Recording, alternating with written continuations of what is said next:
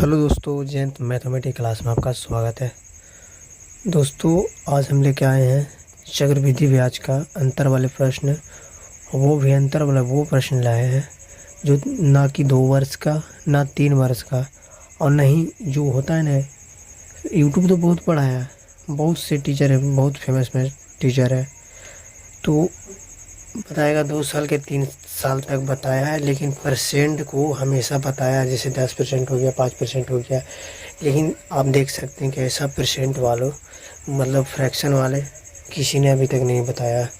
और अंतर वाले की हम बात करें, और अंतर भी है तो 3 साल का अंतर तो है दोस्तों, लेकिन देख सकते हैं क्वेश्चन का लेवल कैसा है। जो सीजीएल में पूछा गया क्वेश्चन ये है, सीजीएल में पूछा गया क्वेश्चन है, ऐसे हम इजी तरीके से बनाएंगे। और लिखा हुआ है क्या, तीसरा साल और दूसरा साल का अंतर इतना दिया हुआ है। अब तो क्वेश्चन हाई लेवल को हो गया। अब इसका कैसा ट्रिक लगेगा तो मैं बता दूं कि इसका एक मैं बेसिक बताता हूं, और बेसिक भी है, ट्रिक के जैसा काम करेगा। सक्सेसिव मेथड जो होता है उससे भी एक अलग तरीका को लेके आया हूँ, तो आइए हम सोल्व करते हैं। तो प्रश्न लिखा हुआ कि किसी धनराशि का 14.2/7% चक्रवृद्धि ब्याज की दर से 3 वर्षों में तीसरा साल और दूसरा साल का अंतर 480 रुपीज़ है, तो मूलधन क्या है, हमें प्रिंसिपल ज्ञात करना है। तो दोस्तों मैं क्लियर कर दूं कि 14.2/7 का फ्रैक्शन वैल्यू क्या होता है, 1/7 होता है। अब निकाल सकते हैं यहाँ से भी। 14 को आप 7 से गुना करेंगे तो 98 आएगा, 98 2 जोड़ेंगे तो 100 हो जाएगा, 100/7 तो 100 से 100 कट जाएगा तो 1/7 आ जाएगा। तो दोस्तों आपको करना कुछ नहीं है, मैं बता दूं कि यहाँ पर ना मूलधन दिया हुआ नहीं कुछ अंतर दिया हुआ है, तो हम किस डाटा तो नहीं उतना, तो हम किस तरह से निकालेंगे तो मैं बताता हूँ। आप एक काम करिए, अगर 3 ईयर है, 3 ईयर ठीक है, तो 3 ईयर की बात किया तो इसका हम क्यू कर देते। तो 7 का क्यू क्या होता है, 7 का क्यू होता है, आप ध्यान से सिर्फ देखना, आपको एकदम पूरा क्लियर हो जाएगा डिटेल से। तो 7 का क्यू होता है 1/343। तो 1 के हम 1 छोड़ दिए और 7 को हम क्यू कर दिए, इसका 343 होता है ना। अब एक काम करते हैं, अगर 3 साल है ना दोस्तों, तो 3 हम एक डंडा लगा देते हैं इस टाइप से। अब देखते जाना, पूरा क्लियर हम कर देंगे। 3 डंडा लगा दिए। अब हमको करना कुछ नहीं है, E1/7 है, E1/7 हम तीनों डंडा पर कर देते हैं, कर दिए। अब ये हुआ इससे फ़ायदा कि ये हमारा साधारण वर्ष तो तीनों वर्ष तक सेम रहेगा ना, क्योंकि चक्रवृद्धि ब्याज ना ब्याज पर ब्याज लगता है। तो सबसे पहले हम 343 का 1/7 हम निकालते हैं, तो गुना करेंगे तो इसको काटेंगे तो 7 के 28 होगा, 7 के 28 होगा, बच गया क्या 28 और 2 इधर बच गया, और कितना बच गया, 6 बच गया ना, 6 बच गया। तो 7×9 = 63, 49 मरतबा कट गया, 6 बचा ना दोस्तों। जैसे 7 के 28 हुआ ना, 28 और 6 क्या होता है, 34 होता है ना, जोड़ सकते हैं आप। तो 7×9 = 63 मतलब 49 मरतबा कट गया। तो 49 मरतबा कटा ना, तो 49 यहाँ भी आ जाएगा, पहला में भी 49, दूसरा साल में भी 49 और तीसरा साल में भी 49। ये साधारण ब्याज हो गया। अब एक काम करना, कुछ कन्फ्यूजन नहीं होना है दोस्तों। ये जो इतना हो गया ये तो ठीक है, तीनों हो गया, लेकिन 1/7 आपको कुछ नहीं करना। E1/7 ये है, तो आप इसको काट दें, मतलब इस पर लग रहा है 1/7, इस पर लगेगा तो यहाँ आ जाएगा, तो आप लगाएं इस पर, क्योंकि बस ध्यान रखना ये डंडा है तो सिर्फ एक ही को नहीं इधर है तो एक ऊपर लग जाएगा। तो इसको 49 के हम काटेंगे, 1/7 करेंगे तो 7 7 49 कट गया, तो मतलब इसका 7 आ गया। अब बस कुछ नहीं करना है, इधर नहीं देखना, अब तो ये हो गया, इसका काम हो गया, अब इसका काम करेंगे। लेकिन इसका काम करेंगे तो कुछ नहीं करेंगे, इसको डंडा नहीं गिनेंगे, अब गिनेंगे ये। तो कितना हुआ, 1 2 3, और 3 जगह हम काटेंगे, मतलब 3 बार लगेगा। हम यहाँ से स्टार्ट करेंगे, यहाँ तक लिखेंगे। तो दोस्तों 1/7 इसको हम करेंगे तो कितना 7 आ गया।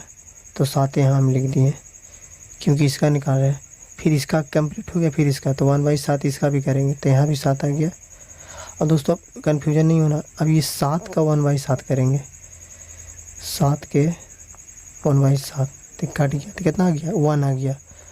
अब उसी भी देखते जाना है, कन्फ्यूजन एकदम दूर हो जाएगा। कैसे किए हम, जैसे ये तो 1/7 तो इस साधारण ब्याज तो लग गया 49। अब 49 को हमको भूल जाना है। अब 1/7 ये डंडा है तो ये डंडा पर एक बार लगाएंगे तो यहाँ आ गया, ठीक है, यहाँ आ गया। लेकिन ये तीसरका है जो तीनों पर लगेगा, इस पर भी, तो इसको 1/7 किए तो यहाँ 7 आ गया। फिर इसको 1/7 तो 7 7 49 यहाँ आ गया।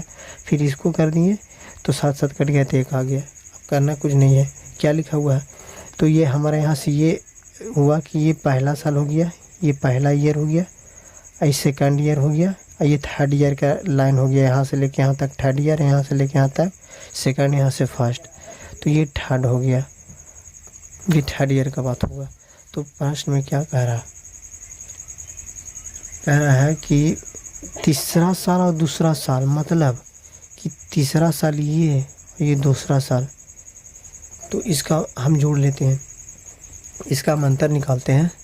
चलिए हम इधर निकाल देते हैं। क्या है तीसरा साल, तीसरा साल में क्या है, क्या जोड़ेंगे हम, 49 प्लस 7 7 कितना हुआ, 14 हुआ, और 14 कितना हो गया, 15। और फिर तीसरा साल का हम जोड़ रहे हैं और दूसरा साल का हम जोड़ेंगे अगर, तो कितना हुआ, दूसरा साल का होगा 49 और 7 से भी जोड़ेंगे। इधर दूसरा साल का तो 49 और 7 जोड़ेंगे तो 9 5 14 हुआ, 5 1 6 64 हो गया इधर तीसरा साल का। और इसको जोड़ेंगे तो 16 1 56, मतलब 56 हुआ, ठीक है। और इसको हम इसको अंतर कर देंगे, यही अंतर तो प्रश्न में दिया हुआ है दोस्तों, देख सकते हैं। हाँ, यही अंतर यहाँ दिया हुआ है प्रश्न में, तो इजी से हमारा क्वेश्चन बन जाएगा, ना लेंदी बन रहा है, ना इस समझाने में हमको लेट लग रहा है, लेकिन आप बनाइएगा ना तो बहुत जल्दी बन जाएगा। तो इसका अंतर कितना हो रहा है, इसको हम घटाएंगे तो 14 में से 6 किया तो 8 बच गया, इन्हें 505, मतलब 8 का अंतर हुआ दोस्तों। यही 8 के अंतर यहाँ दिया हुआ 480, क्या दिया हुआ है, 480 आ गया। यही तीसरा साल, जैसे तीसरा साल के हम कैलकुलेट किए, इसको इतना किए तो 64 हुआ, और दूसरा साल के इतना, क्योंकि ये डंडा दूसरा साल, ये तीसरा साल, तो उसको हम जोड़ें तो घटाए तो अंतर आया। लेकिन यहाँ कह रहा है, बुक में हमको दे रहा है कि 480 है, तो 480 क्या इसको बराबर हम नहीं कर देंगे, अब कुछ कर देंगे, कर देंगे 480। अब इसको काट देंगे, कितना, 6×48, मतलब 60 मरतबा कट गया, तो 60 आ गया। अब हमारा 1 का वैल्यू, तो हमको जो भी अब मांगेगा वो भी हम निकाल देंगे, जो हमको पूछे। तो हमको प्रिंसिपल निकालना, मतलब मूलधन निकालना है। तो मूलधन, सॉरी दोस्तों मैं एक चीज़ भूल गया, मैं बताऊं दोस्तों, अगर आप इसको क्यू कर रहे हैं तो ये मूलधन नीचे होता है हमेशा, ध्यान रखना, ये पी होता है। तो आपको पी निकालना रहे तो सिर्फ इससे गुना कर दें लास्ट वाले डाटा में, तो क्या है 343, 343 को हम 60 में गुना कर देंगे, क्योंकि 60 कट के आया,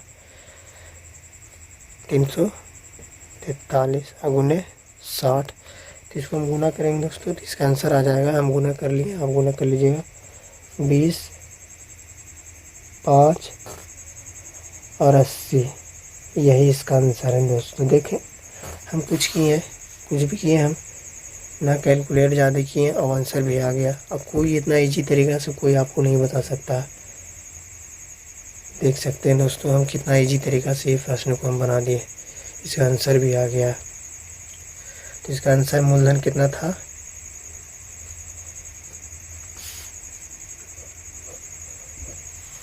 20,580, यही इसका आंसर है। तो दोस्तों वीडियो मेहनत तो लगता है बनाने में, आपको पता है, और ये क्वेश्चन का लेवल भी अच्छा था और हम इजी तरीके से बना लिए। आप कुछ भी रहे ये मेथड से आप बना सकते हैं, ये अगर कुछ भी फ्रैक्शन रहे ऐसा तो थैंक यू दोस्तों। फिर मिलते हैं अगले वीडियो में, चैनल को सब्सक्राइब कर लें अगर आपको ऐसा वीडियो चाहिए तो। ठीक है।